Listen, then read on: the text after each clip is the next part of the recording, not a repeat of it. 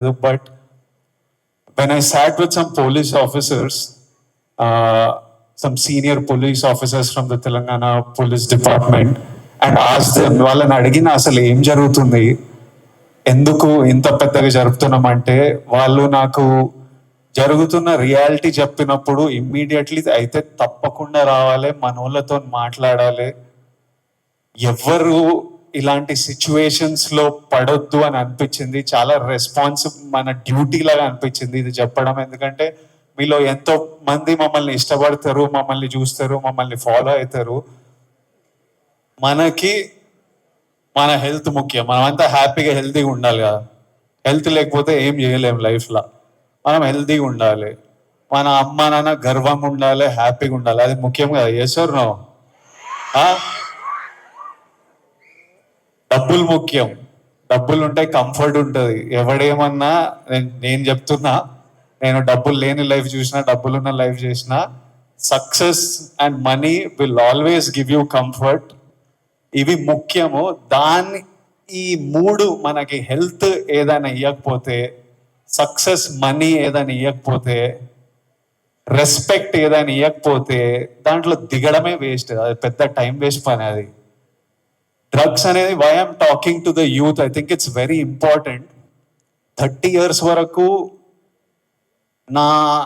నా పర్సనాలిటీ నాకే తెలియదు. 30 తర్వాత నేను ఎలాంటి మనిషిని, అప్పటి వరకు చాలా ఇన్ఫ్లుయెన్స్ అవుతాం ఫ్రెండ్స్ వల్ల, పక్కనున్న సిచ్యువేషన్స్ వల్ల. రకరకాల సిచ్యువేషన్స్ అరౌండ్ అస్ మనని ఇన్ఫ్లుయెన్స్ చేస్తాయి. సో యంగ్ ఏజ్ ఉన్నప్పుడు మనం చాలా కేర్ఫుల్ ఉండాలి. ఎవ్రీ డెసిషన్, మీరు ఈ ఏజ్లో తీసుకుంటున్న ప్రతి డెసిషన్ మీ లైఫ్నే చాలా ఇంపాక్ట్ చేస్తుంది. అండ్ నాకు ఈ పోలీస్ ఆఫీసర్స్ ఏమన్నారంటే, it is even organised by countries out side India. ఎందుకంటే ఇండియాలో యంగ్ పాపులేషన్ ఇస్ హ్యూజ్. మన యూత్, మన కంట్రీ, మన స్టేట్ పవర్, మన కంట్రీ పవర్, మన యూత్.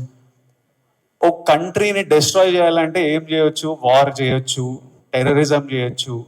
ఇంకో ఈజీ థింగ్ ఏంటంటే యూత్ని పాడలేపితే. So we're seeing even in the book, నాకు ఇప్పుడే ఒక బుక్ ఇచ్చారు. ఆ బుక్లో కూడా నార్కోటిక్స్ టెర్రరిజం అని ఒక సబ్జెక్ట్ ఉంది, ఒక పారాగ్రాఫ్ ఉంది. Where countries that want to see India not progress, easiest way. ఇప్పుడు మనం చూస్తున్నాం అమెరికా ఎంత ఎఫెక్ట్ అయింది, అంత కొంచెం పిచ్చిగా ఉంటున్నారు వాళ్ళు. ఎందుకంటే easily you infiltrate drugs in to a system.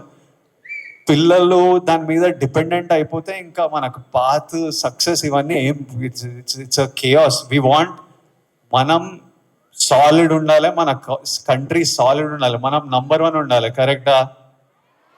India number 1 ఉండాలంటే మనం వీటిని మన దేశం దగ్గర, మన ఫ్రెండ్స్ దగ్గర, మన ఫ్యామిలీ దగ్గర ఎక్కడ రానియకూడదు. This is a temporary high.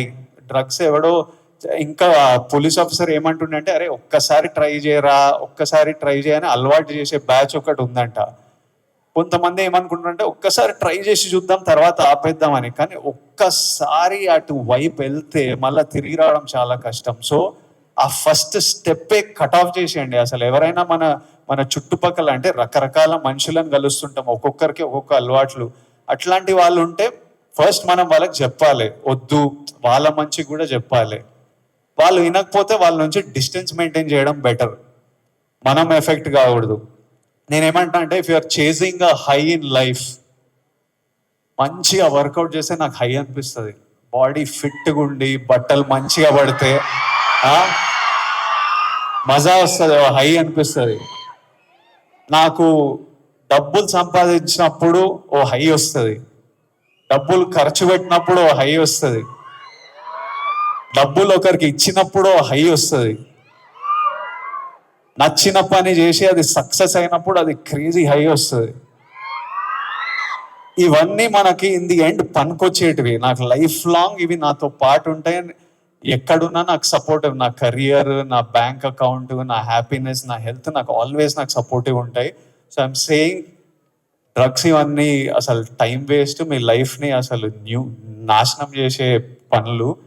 High కావాలంటే go workout solidly, have a great body, have great friends, chase success, chase money, chase ambition. Chase these highs and the society will respect you. You will do very well. మీ parents గర్వపడతారు. Next మీ పిల్లలు, మీ అందరికి పెళ్ళిళ్ళు అయిన ఈ పిల్లలు పుట్టినప్పుడు వాళ్ళంతా హ్యాపీ ఉంటారు. సో సో చేస్ the success. That's all I have to say. Lots of love. Thank you all. Lots of love from me. Thank you.